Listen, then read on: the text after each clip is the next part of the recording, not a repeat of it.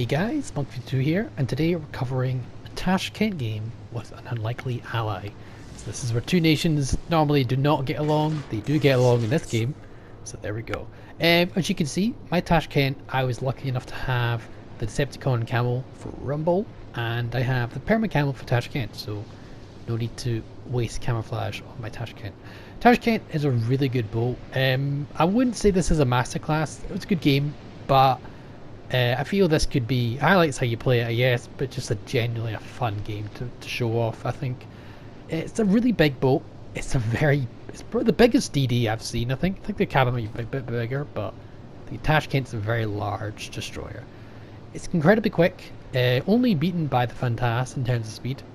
42 knots, you see, 43 knots without a speed boost, by the way. Very large health pool as well, and these guns are nothing to laugh at. 2 at the front and 1 in the back. You've got 3 torpedo launchers, but they do have very bad module health, so when you do get hit, there's a high chance those torpedoes do get broken or disabled, so that is being aware. Because you're so quick, you should be hard to hit, but it's kind of offset by your massive size as a destroyer. So with Tashkent, you really need to be careful about your engagements, and you really need to be shall I say, conservative of your health bar, because you can lose health very quickly.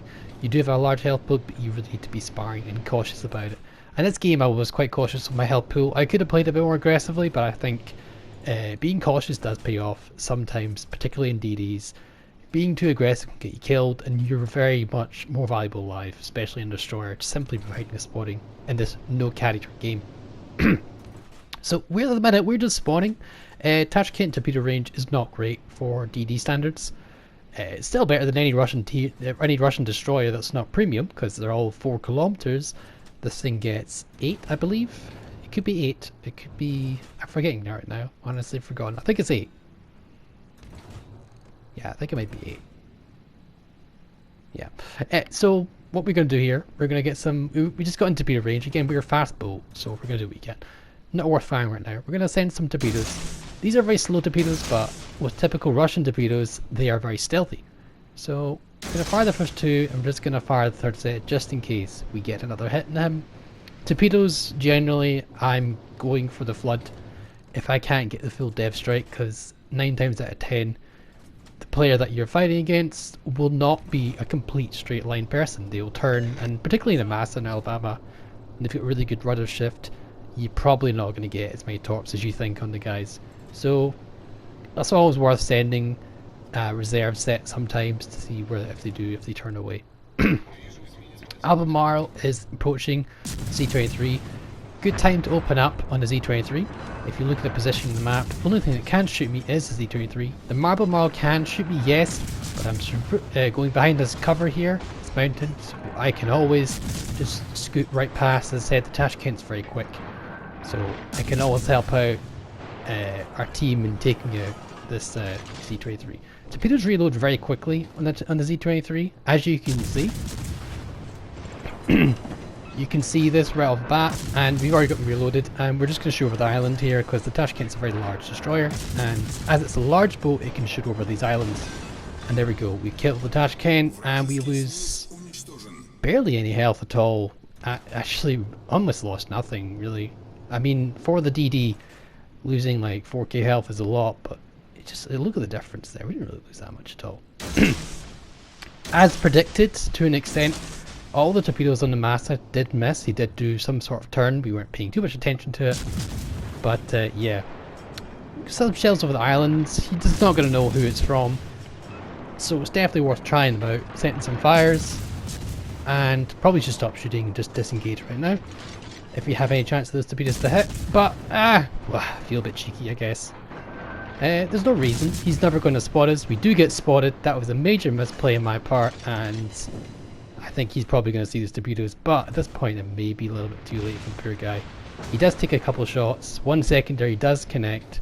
That's unfortunate, but for him, he's completely devastated. So there we go. We've taken out 2 high priority ships, and we've almost lost no health in engagements at all. Being careful with your Tashkent and using islands and cover can really help you win games in the Tashkent. It's a very strong ship. in the right hands and played correctly, yeah, incredibly strong. But you can lose health so easily. Getting to 1v1 gunfights without ADDs, you can do it, but it's not something you want to do all the time because you're so easy to hit.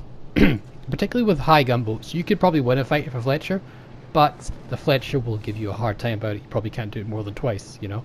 Definitely a tough boat to fight, tough gunboat to stay alive in. It's very easy to get hit. Despite your speed, you're a very large target. So yeah, we're just gonna stay in this cap here. We're just gonna push forward. We've got the speed boost in. Because we're a fast ship, we should have a relatively high influence on the battle. So we really need to push out and spot some targets for our team, because at the minute nothing's spotted. So that's why the speed puts up. That's why we're going full speed ahead, and we're trying to clear these islands to spot enemy ships on the north. So yeah, there's a bit of a dry spell in here. We also have a friendly Fletcher who's been doing extremely well so far, and you'll see him later on. This is what I mean by my friendly ally. This friendly Fletcher comes out to help me in quite a few engagements. I think I assist him most of the time, but he does do an exceptional game, and he deserves the compliment. You know, it's always worth complimenting people for good play. You know, I'm not a fan of belittling people in any way, shape or form regarding how they play. It's okay to give people constructive criticism or say they've not done this right, but I'm not going to say anything bad about the person. There's nothing wrong with that. People play for fun, people play for joy, and I'm not going to have anyone slander anybody for their play or their win rate or whatever it is. Everyone has enjoy. You know, take your time, enjoy the game, relax. A little bit of an off-tour topic here, but it's something to talk about and it's something worth mentioning for games like this. Anyway, so we lost our speed boost. No real ships, they're all behind the island there, cover here, so the Fletcher's doing the lion's share of the spotting. If I can just get into the A cap and secure that, we don't have much of a points gain, and we're actually losing points because they're contesting the D cap. This point's more than no problem to shoot the Amagi. If he goes off to shoot me, he has to turn his guns, and Amagi turrets don't turn very quickly, so definitely worth pestering him right now. That way, if he harasses me, he has to turn all his guns away from our team. And the chance of us him hitting us at this range, at this speed, even with the size of the Tashkent, is relatively small. Fletcher though, MVP as it is, he just YOLOs the crap out of that Amagi. And he's just got him out, devastating strike. So, yeah, we've got Yudashi on the board. Fletcher lost a lot of health for that Amagi engagement. I'm surprised he didn't get dev struck, but he didn't, he pulled it off, so, you know. It's not, if it works and it's stupid, you know, it still works. So we're just gonna sit here and cap. Again, this Fletcher really should be disengaging right now and spotting, but he's farming, and that's fine. If it works, again, if it works, I'm not gonna slant it if it works. Again, I could be more involved in this fight here, but capping is more important here. Yes, we have a comfortable points lead. There's still 4 minutes to go. I'm ensuring that we have the points gain here. This is more of a safe play. Again, playing risky and playing ballsy can be done, but if I go in there, I leave this cap, it's putting into the win hard category, you know? Easy win, let's just chill and, you know, do it the safe way. So, again, I'm a Tashkent as well, so relatively quick. I can get into the battle quite quickly. So yeah, we've engaged here, and we're just in range of the Bismarck. We're going to start peppering him a little bit. This range, it's a little bit of a struggle. We're going to switch to AP because we do have his broadside. He seems to be on fire in lots of different places. So we're going to try the AP on the guy. Tashkent AP is no joke. If you don't believe me, you can ask a lot of people and you'll see. We're getting some decent pens. Definitely worth the fires there. Definitely worth the action there. As you can see, he's on fire most of the time, so there's no real point shooting HE. He's giving the flattest broadside, so we're just going to do what we can to pen him. As you can see, we're getting pretty good results. 9 pens, 4 2-over pens. You know, he does take out our engine, which is kind of annoying. But there we go. We're going to repair that because we're not going to get it anytime soon. He does get taken out by the Fletcher again. These Fletcher, man, he's been holding that ground. He's been really helping the game out big time. So we've won so far. We've won this engagement. We're going to push forward and we're going to shell at York again. He's getting broadside. Keep on the AP. Tashkent AP, Russian DD AP is very good, particularly for the cruisers. We did get a couple of shadows there, but we did get the pens as well. The AP will generally do more. He's angling away though, so we're going to switch to HE. Again, we're pretty far away, so the guns shouldn't be as effective as they could be. but we're going to fire another regardless, so there's no reason not to at this point. So yeah, we're just going to push forward here. We definitely want to get the sea cap as well, so we're definitely going to turn towards that, and we're just basically just peppering this New York, making sure that he doesn't get any kills, any extra salvos that could damage our team. This game pretty much seems completely over by now. This is more of a cleanup operation, but still, we are going to be careful about it. Oh, are we gonna? Oh shit! Are we gonna push that flesh into the? That'd be so bad if we did that. Oh, he just avoids it. Yep. Okay. Oh. I could have been sent some hate mail there, and that would be justly so. That was close to torpedo dodge of that Fletcher. I kind of nearly pushed into it there. All right. Well, anyway, we finished off the York, and we're just gonna kill Cap and see without much problem. Speed boost is up. We're just gonna run about, and we're just gonna go clean up again. But again, I've been playing the safe this game, and I've really not lost much health. But I didn't really need to. If I was needed in that capacity, I could use that health to bully the ships. Definitely worth playing safe. Cleveland played Fletcher. Sorry, the Fletcher played incredibly aggressively, and it did work out from this game, but. Again, you need to be careful, but sometimes, because that was very risky what he did, and it did work this time, but it's not going to work every time. So basically, I'm showing you the safe way to win, and you should always go for the safe way to win. You know, performing risky maneuvers and stuff like that, risky plays like that, you can see what yourself is like. You know, very lucky to have lived, to be fair, but he did well, and we can't slate him too much for it.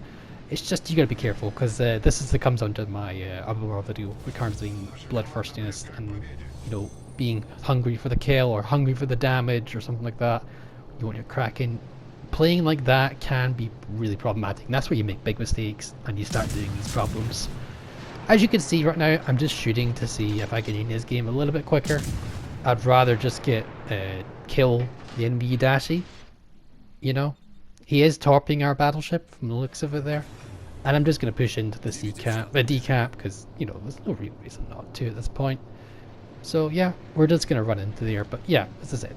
Safe play wins games there. Even if he didn't kill the people, we're on like 900 points. Let's just take a couple hundred points off for the kills. We'd still have a massive points lead because of the capping that I've done. 2 solo caps, that is. So yeah. That's one of you plays risky, one of you plays safe. You kind of balance this out to get a very overall good game. But yeah, just a little bit risky, but it did work out. As you said, we didn't pull off that much damage, only 63k, but we did do really good damage when we needed it. We finished off a target, which was really good, and we did get the C-23. He'd actually popped himself up the last round. We do smack him a little bit, but game ends before we can kill him, so that's a bit unfortunate. So, of course, it's a win. 65k, we get a dev strike, 3 kills, 5 torpedo hits, 2,700 base XP, along for Fletcher friend, who also got a dev strike with 2 kills, 2,200 base XP. Way to release my money.